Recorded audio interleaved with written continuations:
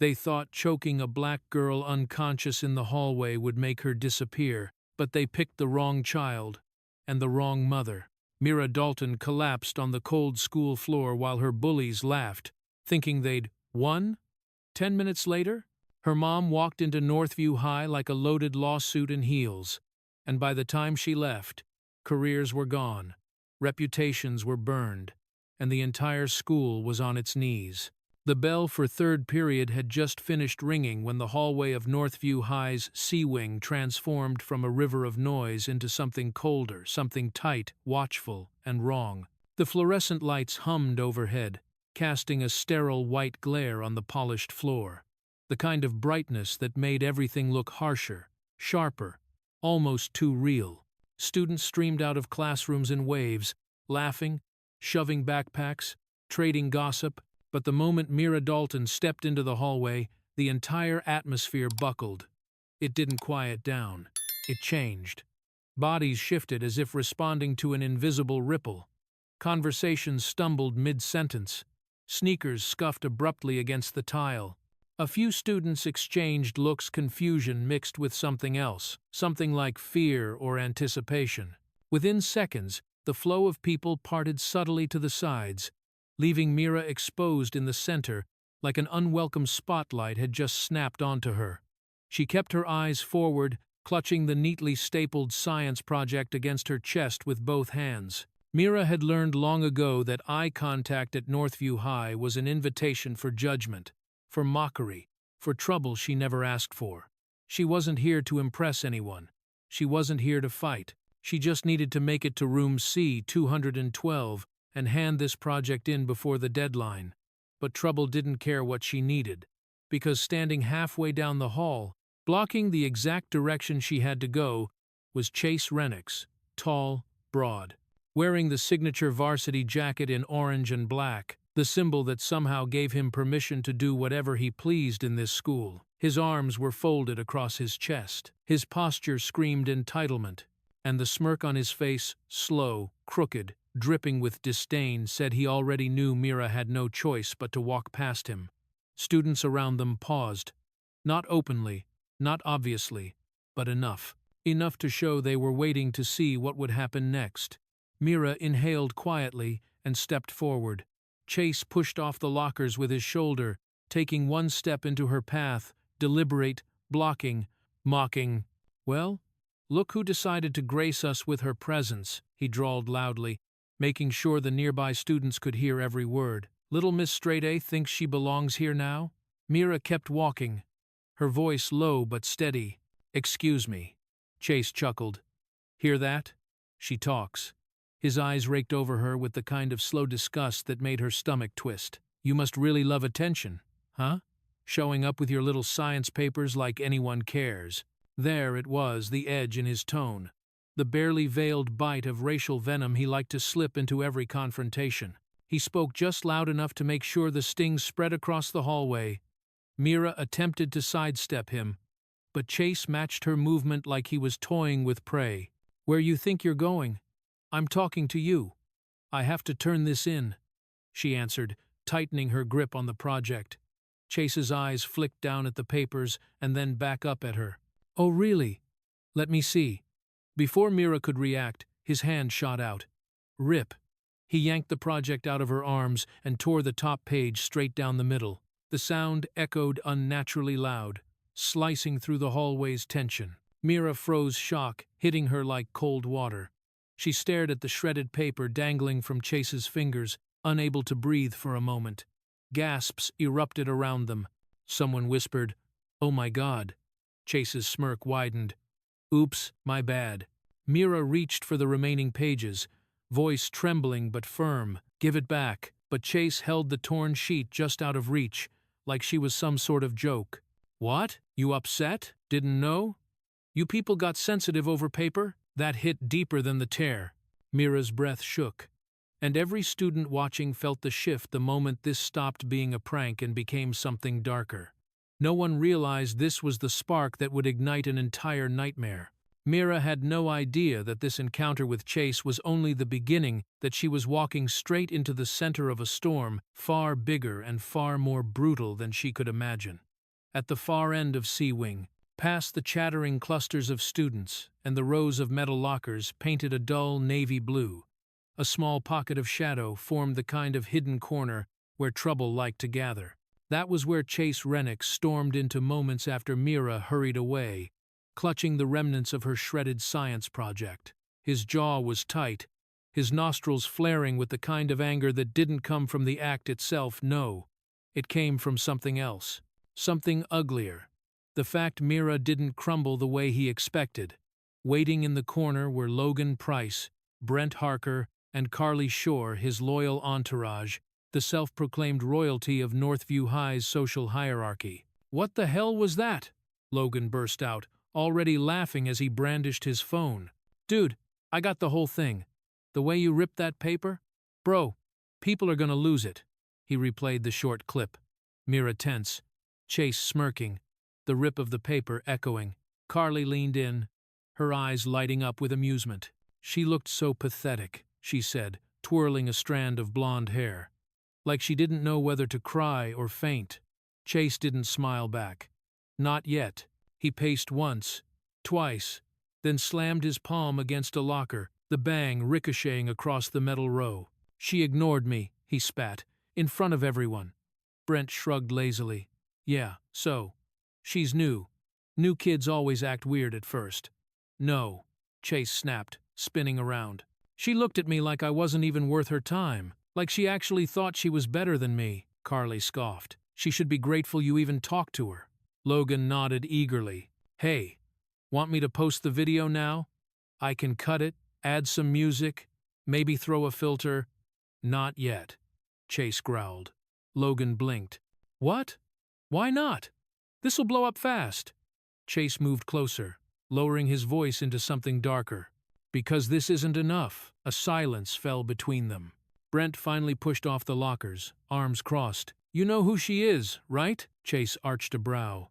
"Some scholarship kid, I guess?" Brent shook his head slowly, letting the suspense thicken.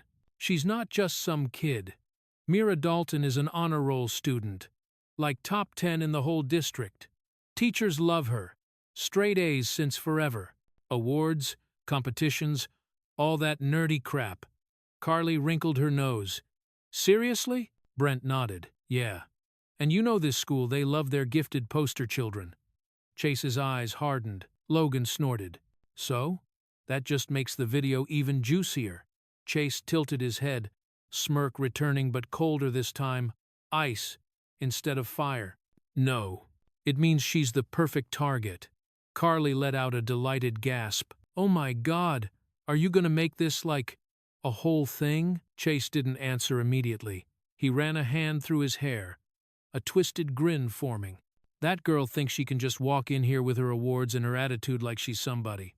Nah, we're gonna show her her place." Logan practically vibrated with anticipation. "Dude, tell us the plan." Chase leaned against the lockers, studying the video on Logan's phone as if analyzing prey. "First," he said, "we make sure she knows we're not done. Today, before the last bell." Carly clapped her hands. "Yes, let's ruin her." Brent chuckled. "You always did love a challenge." Chase stared down the hallway toward where Mira had disappeared minutes earlier. "I'm not doing this for fun," he muttered.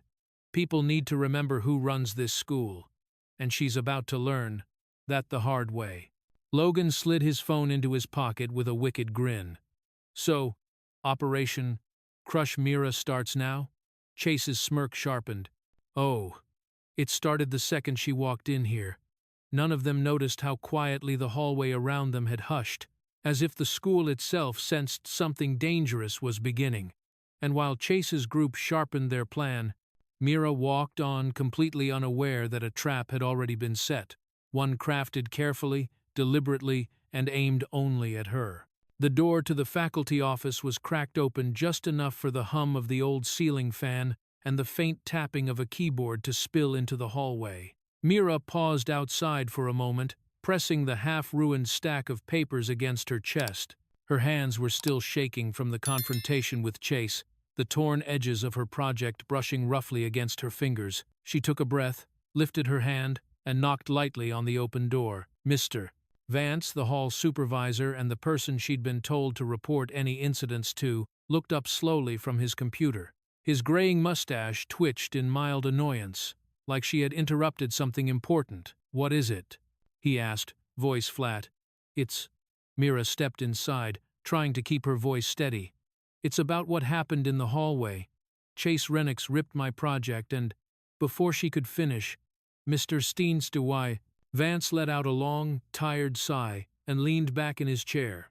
"Mira, right? The new one?" "Yes, sir." He waved his hand dismissively. "Look, kids bump into each other. Things get torn. It's part of school life. You can't expect me to file a report every time a teenager gets upset over a piece of paper." "It wasn't an accident," Mira insisted, tightening her grip on her project. "He did it on purpose. He blocked my path and tore the front page." Mr. Vance pinched the bridge of his nose. "Teenagers fight. Happens all the time. He also said things to me," Mira added, voice smaller now. "Things that were insulting." "What kind of things?" He didn't look interested, not even a little. Her throat tightened. "Comments about me, about who I am." That finally made him glance at her, but not with concern. More like irritation that she was making this complicated. He exhaled loudly. "Listen, Mira, you're new here. You need to toughen up. Northview kids push each other around. Don't take everything to heart." Mira stared at him. "So you're not going to do anything?" Mr. Vance shrugged, turning back to his computer. "I'll keep an eye out. But really, you should just stay focused on your schoolwork. Don't go looking for trouble. And don't make a big deal out of every little scuffle." A scuffle. That's what he called it. Mira's heart sank. She looked down at her project, the ripped edges, the crumpled corners, the hours she stayed up to finish. She had come here hoping for help, for any adult to step in and stop things from getting worse. Instead, she was being told to be strong. She swallowed hard and forced herself to stay calm. "I'm not trying to make trouble. I just wanted someone to know." "Message received," he said without looking at her. "Close the door on your way out." As Mira turned to leave, something caught her eye. On Mr. Vance's desk, partially hidden under a stack of mail, was a framed photograph. She froze. It was Chase. Chase Rennox, grinning proudly, standing beside a tall man in a suit. They were at some kind of charity event, ribbons and banners in the background, and standing right next to them, smiling like family, was Mr. Vance. Her stomach dropped. They knew each other. Not just casually, this looked like a long-time connection. Chase's father, a wealthy donor. Mr. Vance, a grateful staff member. It clicked in an instant. That's why he didn't care. That's why he brushed her off. Mira forced herself to look away before he noticed her staring. Her steps felt heavier as she backed out of the office and pulled the door shut behind her. The hallway outside seemed colder than before. As she walked away, the sense of danger pressed against her ribs like a tightening fist. If the adults weren't going to help her, then she was truly alone, and Mr. Vance's indifference didn't just fail her. It unknowingly cleared the path for Chase and his group to strike again, harder, without fear that anyone would stop them. The girls' restroom in A Wing was usually empty during break. Most students preferred hanging out in the courtyard or gathering around the vending machines, not lingering under the harsh fluorescent lights that flickered every few seconds. Mira pushed the door open quietly, her reflection blurring as the light buzzed overhead. Her chest still felt tight from the conversation with Mr. Vance. His dismissal echoed in her head. "Kids fight. Toughen up. Don't make a big deal out of it." She turned on the faucet, splashing cold water onto her face, hoping the sting would stop her hands from shaking. For a few seconds, she finally felt alone. Then, the restroom door creaked open again. Slowly, deliberately, Mira stiffened and glanced in the mirror. Carly Shore, Chase's blonde, sharp-tongued lieutenant, stepped inside. She didn't come in quietly or subtly. She sauntered, letting her shoes click loudly on the tile floor as if announcing, "You should be scared now." The door shut behind her with a heavy thud, and then the unmistakable sound of the lock sliding into place. Mira's stomach dropped. Carly smirked. Well, Look who's hiding after tattling. She leaned against a stall door, arms folded. You really thought you could go crying to a teacher about Chase? Mira swallowed hard and dried her hands. I wasn't tattling. I just wanted someone to help. Oh, Carly cooed mockingly. How cute. The new girl thinks she's special. She pulled out her phone. Let me show everyone how special you are. Mira instinctively took a small step back. Carly, don't. Carly flipped her camera to the front-facing mode and began live streaming instantly. A bright red dot blinked on the screen. Hey guys, she chirped in a sugary voice. Guess who I found crying in the bathroom? Northview's newest charity case. Mira felt her cheeks burn. Stop filming me. But Carly only grinned wider. Why? You're great content. She took a step closer and, with a sudden jerk of her hand, dipped her fingers into the running faucet and flicked water directly onto Mira's shirt. The icy drop soaked through the fabric instantly. Mira gasped softly. Carly, stop it! Her voice trembled, but she forced it not to break. Carly mimicked her tone cruelly. Carly, stop it! Then her face hardened. Who do you think you're talking to? You don't get to tell me what to do. She flicked more water at her. Harder this time. The phone stayed pointed at Mira's face, catching the humiliation, the shock, the way she clutched her damp shirt. Say hi to Chase, Carly said. He's gonna love this. Mira shook her head, trying to stay steady. Just stop. I don't want any trouble. You are trouble, Carly snapped. Ever since you showed up, Chase says you're acting like you're better than us. I never said that. You didn't have to. Carly took 2 steps forward, closing the distance between them. Mira backed up instinctively, her hip hit the cold porcelain of the sink. Her breath hitched. The live stream continued rolling, hundreds of students likely watching by now. Turn it off, Mira said more firmly. Right now. Carly's eyes narrowed, and then without warning, slap. The sound cracked through the bathroom like a gunshot. Mira's head whipped to the side, the sting exploding across her cheek. Her vision blurred for a second. The floor tilted. She stumbled backward and slammed against the edge of the sink, pain shooting through her spine. Carly's expression didn't change. In fact, she smiled. Oh, you should have seen your face, she sneered. That was perfect. Mira pressed her hand to her cheek, eyes wide, breath shaking. She wasn't confused anymore. This wasn't teasing. This wasn't petty drama. This was violence calculated, deliberate, and practiced. Her pulse pounded in her ears, and in that moment, Mira understood. These kids weren't just cruel, they were dangerous. What she didn't know was that Carly's attack was only the opening act. Something far worse, far more brutal, was waiting for her right outside this very restroom. The final bell before lunch rang through Northview High like a warning siren, and the main corridor exploded with motion. Lockers slammed open. Backpacks thudded to the floor. Students surged from every direction in a noisy river that swallowed the hallway from wall to wall. Mira kept her head down as she slipped out of A-wing, clutching what remained of her crumpled papers. Her cheek still burned from Carly's slap, and the humiliation clung to her like a second skin. She told herself if she could just get to her next class, she could breathe, she could recover, she could pretend, even for a moment, that things weren't spiraling out of control. But predators never give prey space to breathe. She didn't hear Logan approach from behind. She only felt the impact. A sudden, violent shove slammed into her back so hard her knees buckled. The papers in her arms flew into the air like startled birds, scattering across the floor in a messy swirl of white sheets and ink. A chorus of gasps rose from the students nearby. Mira stumbled forward, catching herself just before she hit the ground.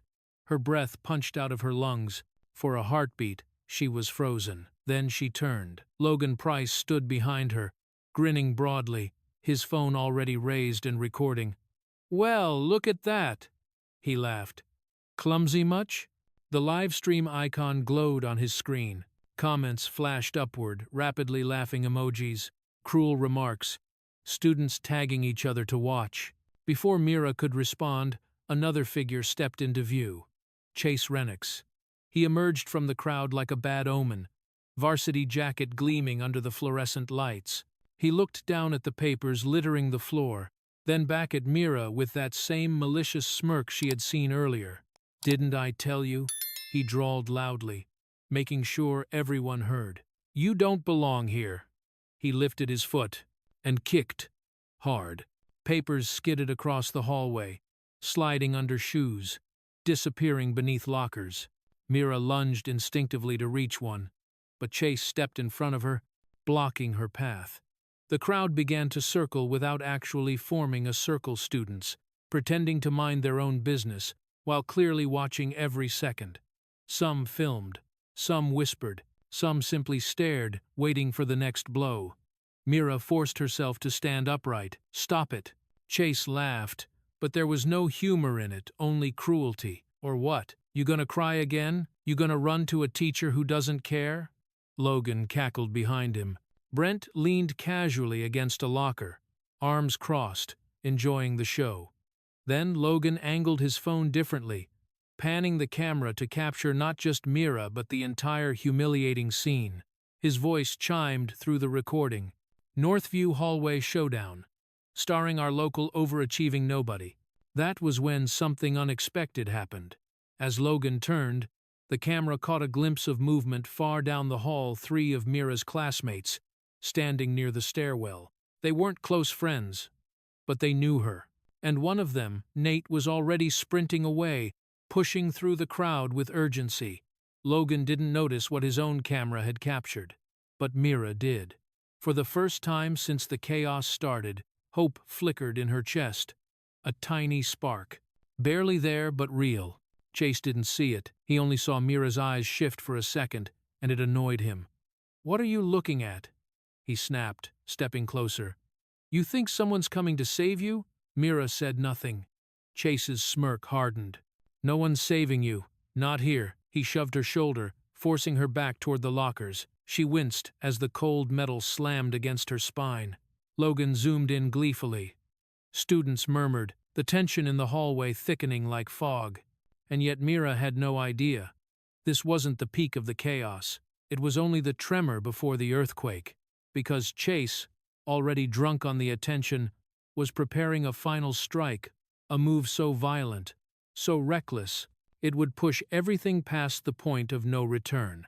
The hallway in B-Wing was a bottleneck of noise and bodies, students spilling out of classrooms, hurrying toward lunch, the air thick with chatter, and the metallic slam of locker doors. Mira tried to merge into the crowd, hoping the chaos would hide her long enough to escape. But the crowd did the opposite. It trapped her. As she stepped into the center of the hallway, a wall of students parted unnaturally, like something or someone was reshaping the flow around her. Then she heard his voice. "Going somewhere?" Chase Renix stepped out from the right, blocking her path. He wasn't smirking this time. He wasn't taunting or pretending to joke. His face had hardened into something colder, crueler, unrestrained. Mira froze. "Leave me alone," she said, breath trembling. Chase didn't answer. He didn't threaten. He didn't talk. He lunged. His hand shot out and closed around her neck with terrifying speed. Mira's gasp was swallowed instantly by his grip. Her back slammed into the row of lockers, and a wave of silence rippled through the hallway, an eerie, chilling silence that contrasted sharply with the screaming pulse in Mira's ears. Students stopped mid-step. Phones rose like a dozen glittering daggers. Someone whispered, "Is he serious?" Someone else said, "Oh my God, stop him." But no one stepped in. Not one. Chase squeezed harder. Mira's eyes flew open wide as oxygen fled her lungs. A painful burn ignited in her throat. Her fingers clawed instinctively at his wrist, but his grip only tightened, lifting her slightly onto her toes. Chase leaned in, his voice low, venomous. "You should have stayed invisible." Mira couldn't answer. Her breaths came out as tiny, desperate rasps. Her vision trembled at the edges, dark spots flickering like distant stars. The hallway's fluorescent lights blurred together into one blinding smear. Her knees buckled. Students screamed but stayed rooted where they were. Everyone knew Chase's father was one of the school's biggest donors. Everyone knew Chase faced no consequences. Everyone was afraid, except for Brent Harker, who wasn't afraid because he wasn't watching Mira.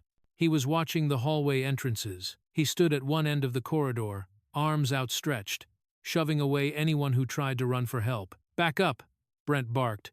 "No teachers. No one leaves."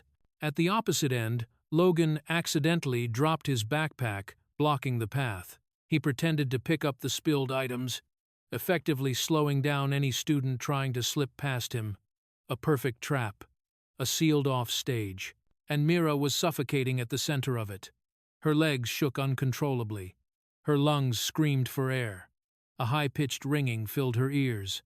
Her fingers grew numb as they clawed helplessly at Chase's arm.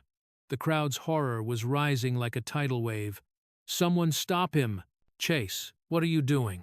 "She's turning pale, oh my God." But no one crossed the invisible line of fear. Chase squeezed harder, expression twisted with rage and something disturbingly triumphant. Mira's vision flickered again, this time harder. The hallway darkened. Her chest heaved violently. Her lips parted, but no air came in. Her consciousness slipped like sand through her fingers. Mira could barely hear anything anymore, only the crushing pressure around her throat and the fading echo of screams. She was seconds away from blacking out completely.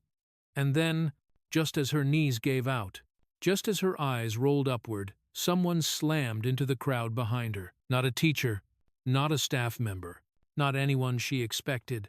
The hallway erupted not because Chase let go, but because someone unexpected had appeared, forcing their way toward the center with a look that would change everything that came next. Out, on the front courtyard of Northview High, the noise of the school was nothing like the chaos inside. Students lounged across picnic tables, some tossing basketballs, others scrolling through their phones. The sun cast long shadows across the concrete, giving the illusion that everything was calm, perfectly normal. But then the doors to B-Wing burst open. A figure stumbled out, panting, sweat beading across his forehead. Nate Foster, one of Mira's few acquaintances, a quiet kid from her homeroom, was running like his life depended on it. His backpack smacked violently against his side with every stride. His breaths came out, broken, desperate, almost frightened. Students paused mid-conversation, confused. "Yo, what's wrong with him? Is he crying? Did something happen inside?" But Nate didn't stop long enough for anyone to ask. He sprinted across the courtyard, eyes locked on the front gate like he was racing time itself. His chest heaved as if the words inside him were fighting to escape. Near the sidewalk stood a school security aide, Mrs. Hanley, sipping from a paper cup and half watching the crossing zone. When she saw Nate barreling toward her, she straightened instantly. "Nate?" she called. "What on earth?" He skidded to a stop in front of her, nearly collapsing from the force of his breathing. He choked out, hands trembling. "It's Mira, Mrs." Hanley blinked. "What about Mira?" Nate shook his head violently, voice cracking. "He's choking her. Chase, he's Mira can't, she's not, she can't breathe." The color drained from Mrs. Hanley's face. Before she could speak, before she could process what he was saying, a black SUV rolled to a stop at the curb. The passenger door opened. A woman stepped out, tall, sharp posture, black blazer, dark hair pulled tightly back. Confidence radiated off her like a cold flame. Elena Dalton. But no one knew her name yet. Nate froze mid-sentence, staring at her as if a ghost had materialized in broad daylight. "Mrs." Hanley instinctively offered a polite smile. "Ma'am, the parent pickup area is on the opposite." Nate cut her off with a gasp. "Miss Dalton, it's you're Mira's mom?" Elena looked up immediately. Her expression tightened not with confusion, but with instant, absolute focus. "What happened to my daughter?" Nate's voice broke. "Chase, he's choking her in the hallway right now. She can't breathe." The courtyard fell silent. Mrs. Hanley dropped her cup. Elena didn't move for half a second, but something shifted in her, an unmistakable, dangerous stillness, the kind that comes before disaster strikes. Her eyes blazed, but not with panic, with fury. Controlled, precise, deadly. Where? She asked, her tone low and razor-sharp. B-wing, Nate cried, tears already forming. She might pass out. Elena didn't wait for him to finish. She didn't ask another question. She didn't breathe. She just moved. In a single motion, smoother than instinct, she swept past Nate and Mrs. Hanley, her heels striking the pavement like gunshots. Her pace wasn't frantic. It was decisive, unstoppable, terrifying in its certainty. Students jumped aside instinctively, feeling the storm that had just touched down. Nate stared after her, chest still shaking. I didn't know she was here, he whispered. Mrs. Hanley placed a trembling hand over her mouth. God help that boy, she murmured. Elena reached the front doors and shouldered them open with such force they slammed against the walls, startling students inside. Her eyes were ice. Her jaw clenched. Her steps echoed through the hallway, sharp, relentless, the sound of someone who had already decided exactly what she was going to do when she found the person who laid a hand on her child. And with every step she took, the fury in her eyes hardened. She didn't need to see the attack to believe it. She didn't need proof.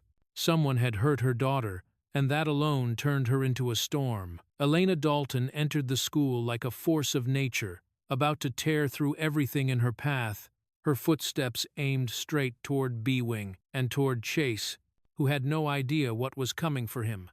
Elena Dalton didn't run. She didn't need to. Her presence alone moved the building.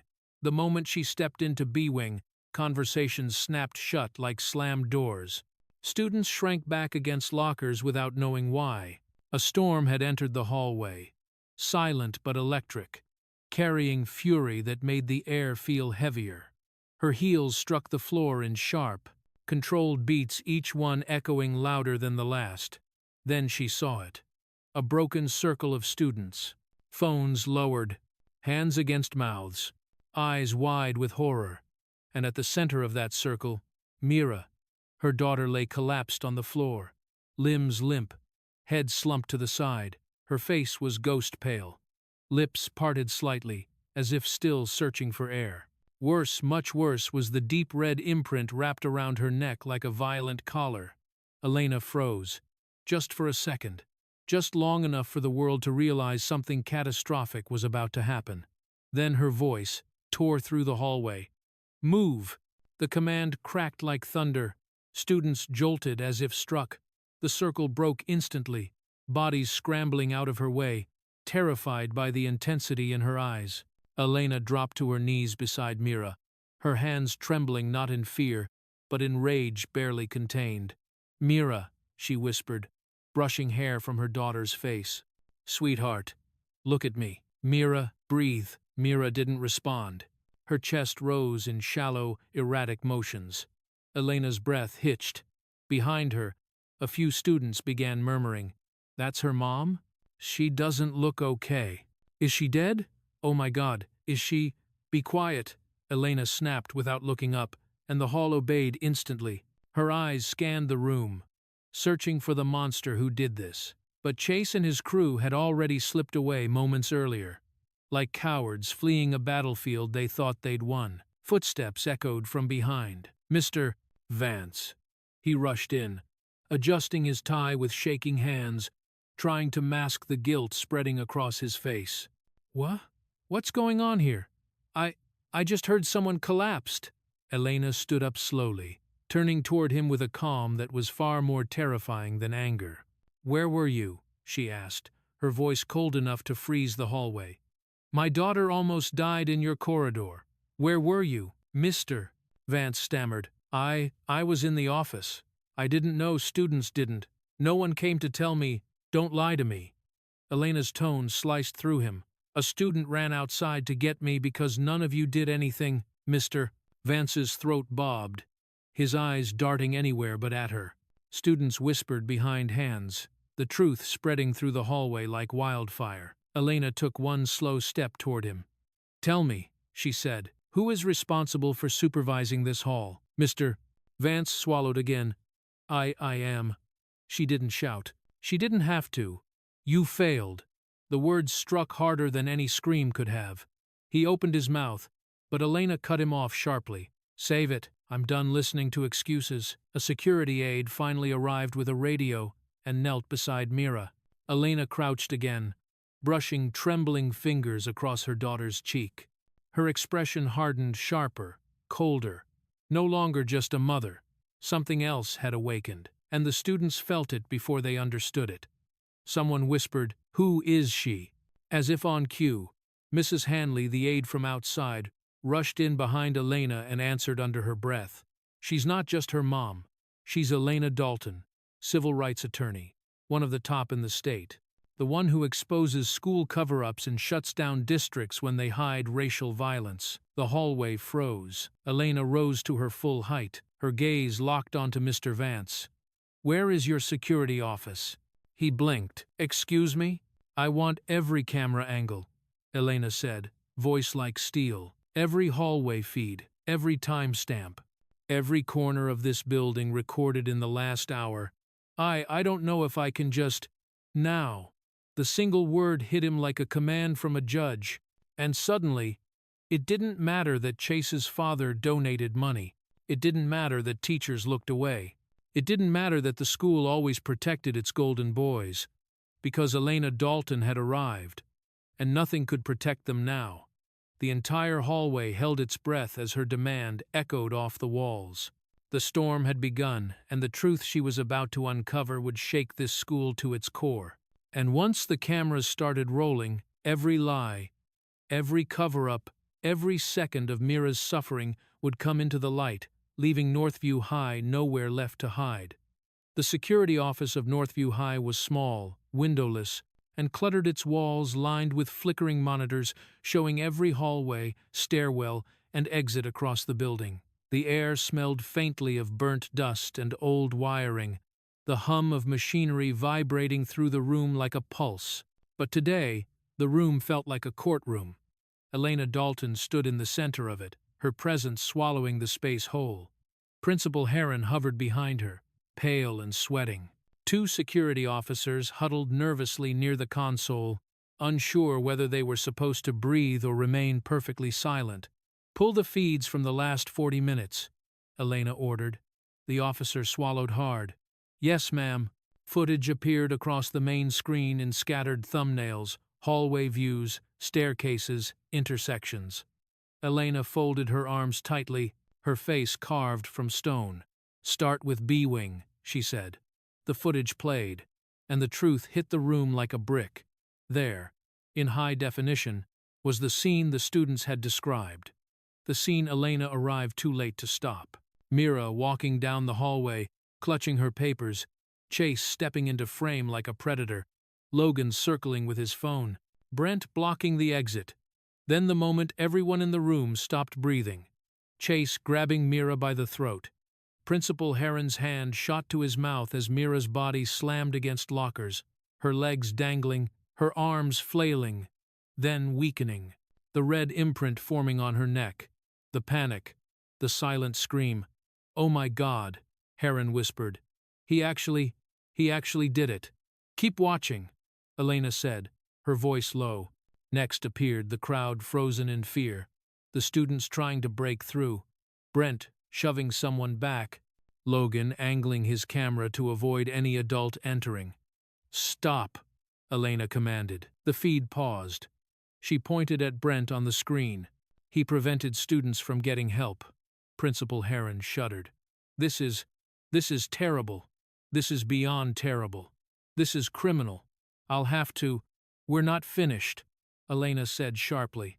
"Switch to a wing. Bathroom corridor." The officers exchanged a nervous glance but complied. A new video popped up. A wing restrooms. Elena leaned in, jaw tightening.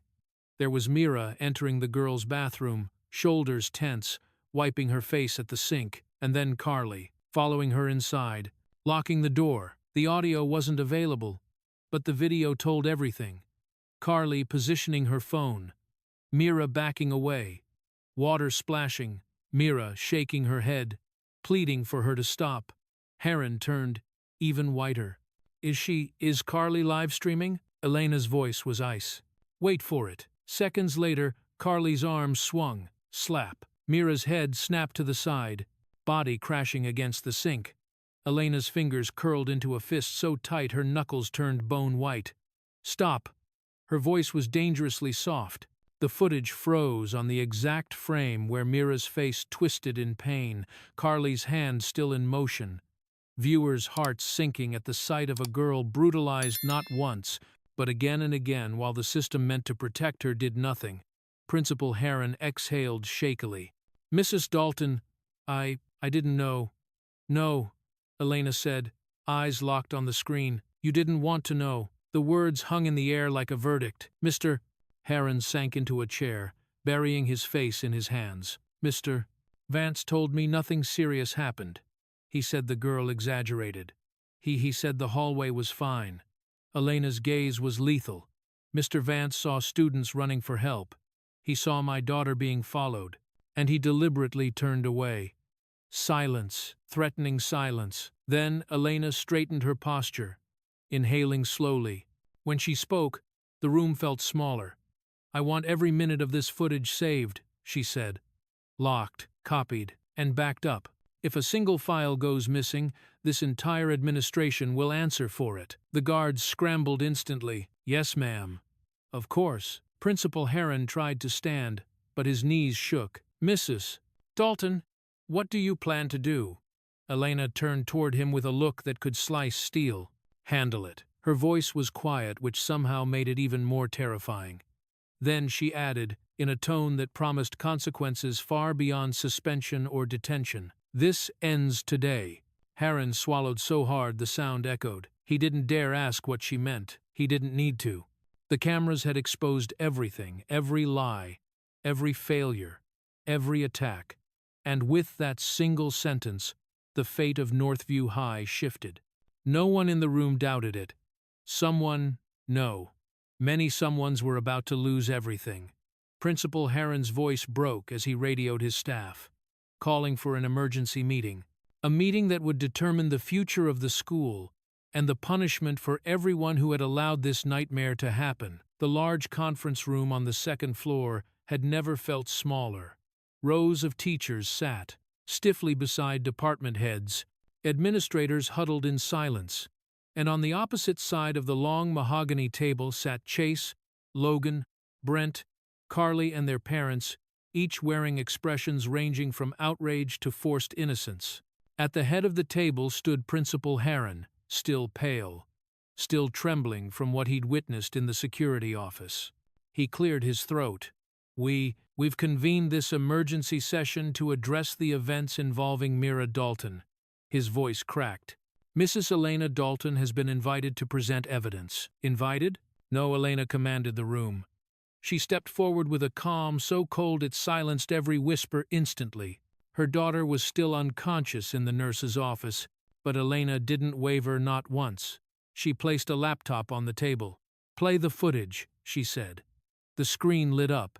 Gasps erupted the moment Chase's hands wrapped around Mira's throat in the recorded hallway. Footage. Several teachers recoiled. One parent covered her mouth, horrified. Even Logan, watching himself block the hallway with staged accidents, shifted uncomfortably. Then came the bathroom feed.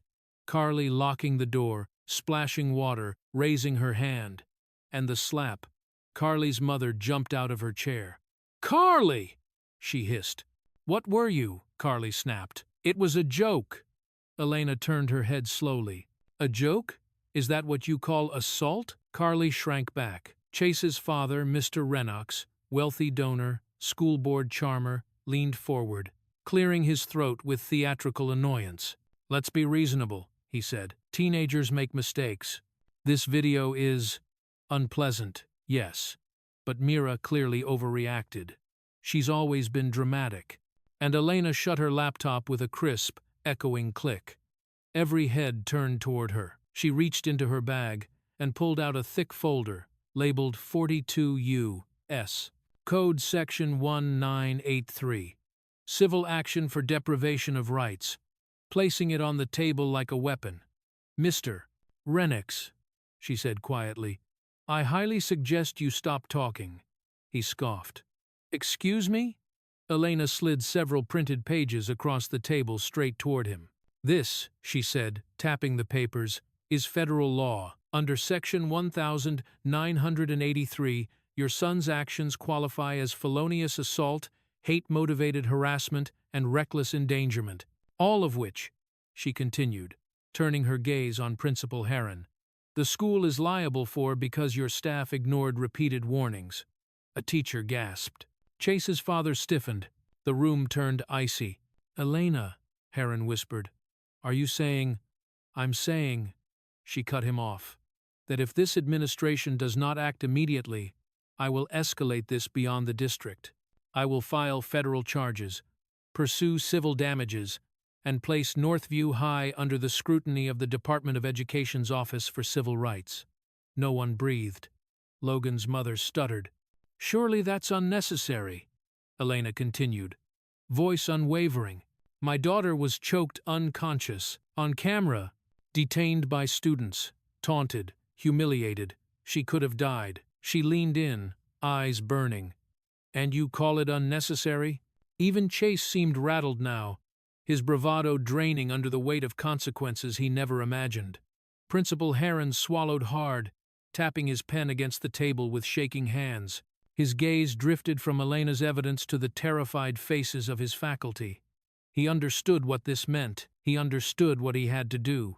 Principal Heron stood abruptly, chair scraping back. I've made my decision, he announced, effective immediately. And the decision that followed didn't just punish a handful of students. It shattered the entire foundation of Northview High. The conference room felt even heavier after Elena's declaration. The silence was thick, almost suffocating. Principal Heron stood at the head of the table, shoulders stiff, eyes fixed on the documents Elena had placed before him. For a long moment, no one moved.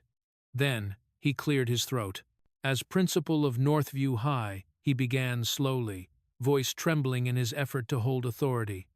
I am issuing an immediate, indefinite suspension for all 4 students involved. A gasp rippled across the room. Chase shot out of his chair. Are you kidding me? He yelled. You're destroying my future. I'm the starting point guard. We have scouts coming this season. You can't do this. Principal Heron didn't look at him. Sit down, Chase. Carly burst into tears, mascara running. It wasn't even serious. I didn't mean to actually hurt her. I was just messing around. Brent slammed a fist on the table. This is insane. We didn't choke anybody. That was Chase. We were just standing there. Logan jabbed a finger toward the principal. And everyone thinks this is the end of the world? It was a joke, a stupid joke. The adults were no calmer. Chase's father slammed his palm onto the table. This is outrageous. You have no right to suspend my son. Mira provoked this. She did what? Elena's voice cut through the air like a blade. The entire room froze and turned toward her. Provoked? She repeated, stepping forward. Would you like me to replay the footage for you? The part where your son's hands were around her throat? Or the part where he cut off the exits so no one could help her? Mr. Rennicks's jaw clenched. Mira has always been— Elena didn't let him finish. She opened her folder and slid 3 printed pages across the table toward him. Here, she said coldly. You can read the statute yourself. California Penal Code Section 245. Assault with force, likely to cause great bodily injury. Your son qualifies. And if you continue suggesting my daughter provoked her own strangling, I will gladly add defamation to the list. Carly's mother gasped. Wait, assault? With great bodily injury? That's a felony. Yes, Elena said. It is. Even the teachers fell silent. Principal Heron swallowed hard. Mrs. Dalton, the suspensions will stand. We will begin a formal investigation. No, Elena said sharply. Not just for the students. The room tensed. I want an investigation into every adult who ignored the signs. Every staff member who turned away. Every supervisor who failed to intervene when my daughter was hunted down in your school. Mr. Vance visibly flinched. Chase's father scoffed. Oh, now you're going after teachers too? Elena turned her gaze on him, eyes burning. Yes, Everyone who contributed actively or passively will be held accountable. The weight of her words crashed over the room like a wave. No one spoke. No one dared to. The principal finally found his voice. "Mrs. Dalton, what exactly are you planning to do?" Elena straightened, her expression deathly calm. "Clean house," she said. "Starting today." Every person in the room froze as Elena added, in a voice that promised the end of careers, "It's time to clean this place out." And Principal Heron, now pale as chalk, realized that the next storm wasn't aimed at the students, it was aimed squarely at the faculty who had allowed this nightmare to happen. The door to the principal's office shut with a soft but ominous click, one that made the 3 staff members inside stiffen immediately. The blinds were drawn. The air was thick. Even the fluorescent lights seemed to buzz anxiously overhead, as if they too sensed what was about to unfold. Principal Heron sat behind his desk, elbows on the polished wood, hands clasped tightly. His eyes were red-rimmed, exhausted, but more than that, frightened. He wasn't alone. Across from him stood Elena Dalton, and her presence filled the room so completely that even the walls felt smaller. To the left sat Mr. Vance, gulping repeatedly, adjusting his collar every few seconds. Beside him were the 2 hallway monitors, Mr. Clay and Mrs. Pearson, both avoiding eye contact, both visibly shaking. Elena laid a folder on the desk. "We're going to go through these one by one," she said, her voice precise and cold. She opened the folder. Item 1. Hallway footage from B Wing. At 11:42 a.m. 3 students attempted to get past you, Mr. Vance.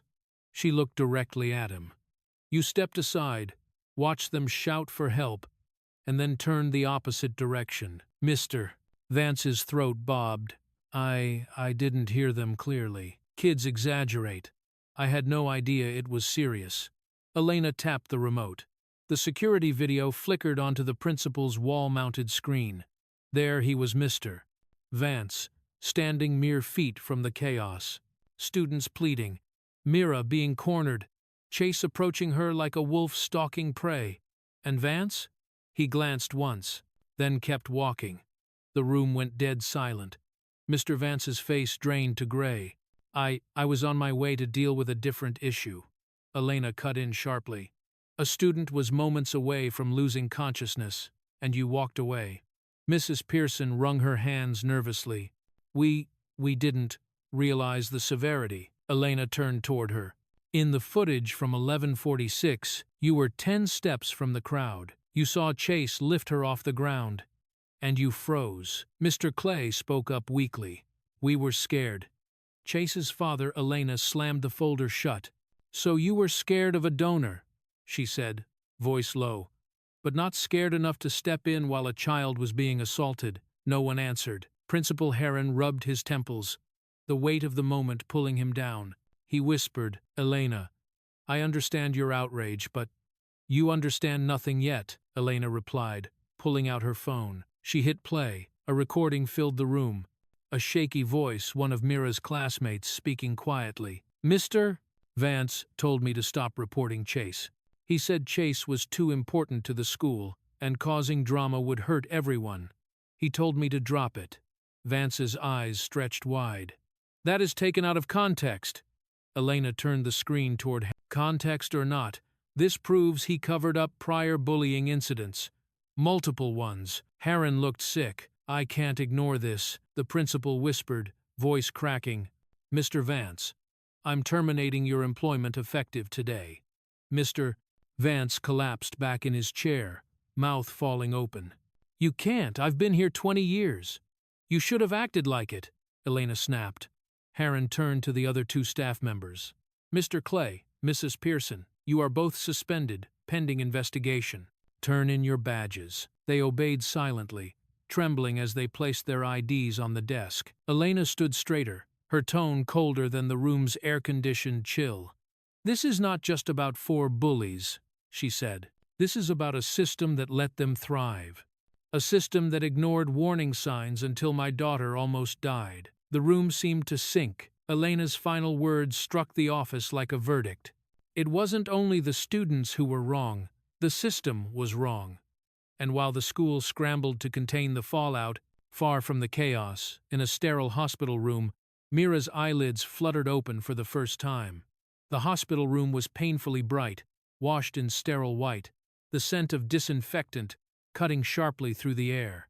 A monitor beeped steadily beside the bed, its rhythm the only proof Mira was still here, still fighting. Elena had been sitting at her daughter's bedside for hours, one hand wrapped firmly around Mira's limp fingers, her other hand rested against her forehead. Exhaustion lined deep into her posture, though her jaw remained clenched with a familiar fire. Then, a twitch, barely noticeable, but enough. Mira's eyelashes fluttered. Once, twice. Her breathing hitched. Elena snapped upright. "Mira," she whispered, hopeful and terrified all at once. Slowly, Mira's eyes opened, pupils dilated, as though waking from a nightmare she hadn't fully escaped. Her gaze drifted across the room in confusion, before finally landing on the familiar outline of her mother. Mom?" Her voice was nothing but a rasp, raw and broken. "Oh, sweetheart." Elena moved closer, cupping Mira's cheek with trembling hands. "I'm right here. You're safe now." But Mira's brow tightened. She tried to sit up, panic rising. What happened? I can't remember." "Shh." Elena gently lowered her back down. "It's okay. Don't rush. You passed out at school." Mira's breathing grew shallow, disoriented. "I did something wrong?" she whispered, voice nearly cracking. "Did I make someone angry? Why did they?" The question sliced through Elena deeper than any blade could. Her lips parted, but no words came out. She swallowed hard, blinking back the storm building behind her eyes. Before she could answer, the door slid open and a doctor entered. "Mira," he said softly, checking her vitals. "You experienced significant hypoxia, lack of oxygen." If help had arrived even a few minutes later, he stopped himself, the implication hanging heavy in the room. "You were lucky to have someone find you when they did." Elena's hand tightened protectively around Mira's, but Mira only stared at the ceiling, a tear sliding down her temple. "I don't understand," she whispered. "Why would someone do that to me?" Elena bent down and pressed her forehead to her daughter's. "You didn't do anything wrong," she said fiercely. "Nothing. What happened was their violence, not your fault. Ever." The doctor gave a sympathetic nod, then excused himself quietly. A nurse slipped into the room moments later, holding a tablet. "Miss Dalton, I think you should see this," she said gently. Elena took the device and froze. A news headline flashed across the screen. "Student assault at Northview High Sparks. Outrage video goes viral." Below it, dozens of social media posts scrolled in real time. Number "Justice for Mira." Number "Protect our kids." Number "School accountability." Thousands of comments. Hundreds of shares. A tidal wave of anger from strangers demanding answers. Mira blinked in disbelief as the nurse angled the screen toward her. "That's me," she whispered. "People saw what happened," the nurse said softly. "And they care." Mira's breath hitched again, not with fear this time, but with a strange, fragile mixture of shock and validation. For the first time since waking up, her eyes focused sharply. "They're defending me?" Elena brushed a hand through her daughter's hair, her expression both proud and aching. "Yes, sweetheart." The world saw the truth. She stood up slowly, a new determination igniting in her eyes, hard, sharp, unstoppable. "This isn't over," she said. Mira looked at her mother, confusion shifting into trust. "What are you going to do?" Elena turned toward the door, gripping the tablet like a weapon. "Fix the system that let this happen." Mira stared at the screen, stunned, as hundreds of strangers lifted her name in solidarity. For the first time in days, hope didn't feel impossible. And as Mira lay recovering, Elena marched out of the hospital with a mission burning in her chest this time. Not just to protect her daughter, but to rebuild everything Northview tried to hide. By the time Elena returned to Northview High, the school no longer felt like a school. It felt like a crime scene. The front lobby, the once polished, trophy-lined entrance, was now swarmed with reporters, microphones, cameras, and flashes bursting like fireworks. The echo of hurried footsteps and frantic whispers filled the air as journalists squeezed for position, sensing the moment was historic. Principal Heron stood stiffly near the podium, sweat beading along his temples. Beside him sat several members of the school board, each wearing the exact same expression, nervous, cornered, exposed. Then, the doors opened. Elena Dalton stepped inside. The room shifted instantly.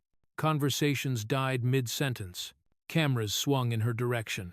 Even the fluorescent lights seemed to spotlight her as she walked to the center of the lobby, with the confidence of someone who did not fear institutions, someone used to dismantling them. "Mrs. Dalton," a reporter called, "can we get a statement on the viral footage?" "Yes," Elena said, voice steady and commanding. "You can." She stood at the podium, facing the sea of cameras, a mother turned advocate, a parent turned storm. She lifted a folder in her hand. "This," she began, "is every piece of evidence showing how my daughter was stalked, harassed, and nearly killed inside this school, and how the administration ignored warning after warning." The crowd erupted with murmurs. Principal Heron opened his mouth in protest. "Now, Mrs. Dalton, let's not escalate." "Elena," snapped one board member, forcing a smile at the cameras. "Surely you agree the media has exaggerated." Elena turned toward him sharply. "Exaggerated?" She opened the folder and held up a printed email. "This," she said, "is an internal report submitted 3 months ago about Chase Rennick's violently threatening another student. No investigation followed." She held up another. "This one is from a parent whose child was shoved against a locker repeatedly. No follow-up." Another sheet. "Here's one from last semester detailing a hallway ambush involving the same group of bullies." "Ignored." Gasps spread through the reporters. Cameras inched closer. The board members stiffened in panic. "And yet," Elena continued, voice rising, "you expect the public to believe Mira's assault is being exaggerated?" The board members swallowed hard. We handle situations seriously." "No," Elena said sharply. "You bury them." Principal Heron looked as if he wanted to sink into the floor. Elena stepped out from behind the podium, the folder still in hand. "When a school receives multiple reports and chooses not to act," she said, pacing slowly, "that is not negligence, that is complicity." The reporters nodded, scribbling frantically, and when a child ends up unconscious on the floor because the adults in charge allowed a culture of violence and racial targeting to grow unchecked, she looked directly into the cameras. "That is not a mistake. That is a systemic failure." Silence. Then Elena delivered the blow. "Unless Northview High undergoes a full structural reform, security, supervision, reporting protocols, anti-racism training, and disciplinary oversight, I will file a federal lawsuit. I will take this to the state board, to the Department of Education, to every courtroom necessary." The board members stiffened. Heron's hands shook. Flashbulbs fired like lightning. "And understand this," Elena added, voice deepening, "I am not just fighting for my daughter." She looked directly into the lenses of the cameras. "I am fighting for every child who was silenced, every student who cried alone in these hallways, every kid who was told to toughen up while adults did nothing." The room exploded, shouts, questions, camera flashes, students whispering from the sidelines. And as the reporters surged forward, Elena sealed her declaration with one final, thunderous sentence. "I'm not here for revenge. I'm here for every child this school failed." Northview High's reputation collapsed in minutes. But one final challenge remained, and it wasn't legal. It was personal, because Mira, now awake and healing, would soon have to walk back through those same hallways. 1 week later, Northview High looked nothing like the place where Mira had almost lost her life. The front gates, usually buzzing with chatter and morning chaos, had gone strangely still as students spotted a familiar figure approaching. Mira walked slowly beside Elena, her backpack slung over one shoulder, her steps steady but cautious. The faint bruise around her neck had faded to a pale shadow, evidence of the nightmare she had endured, but also evidence she had survived it. A hush swept across the courtyard, not from fear, but respect. Students stepped aside, forming a natural path through the gates. Their eyes didn't carry pity. They carried something far heavier: recognition. On the walls and lockers leading into the main hall, posters hung like banners. "Welcome back, Mira. You matter. Stand with victims." No more silence, colorful handwritten messages, drawings, even signatures from students Mira had never spoken to. The school was different. The atmosphere was different. Everything was different. Elena squeezed her daughter's shoulder gently. "You don't have to be brave today," she whispered. "Just be you." Mira nodded, swallowing the emotion tightening her throat. As they entered the main hallway, several students approached quietly, tentatively. "Hey, Mira. Good to see you back. We missed you. You're really strong." Mira managed a small, grateful smile. But the most notable thing wasn't who was there. It was who wasn't. Chase, Logan, Brent, Carly, all gone. Their lockers cleaned out, their names removed from rosters, their reign of terror erased from the building like a stain finally scrubbed clean. And they weren't the only changes. The new hallway supervisor, a woman with sharp eyes and a calm voice, nodded politely as they passed. A row of brand-new cameras blinked from the ceiling, installed only days ago.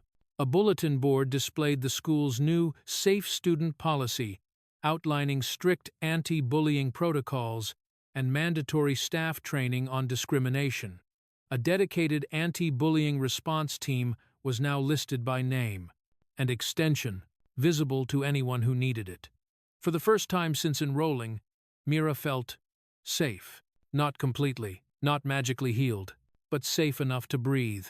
When she reached her classroom, Elena kissed her forehead, whispered, "Text me if you need anything," and stepped back into the hallway.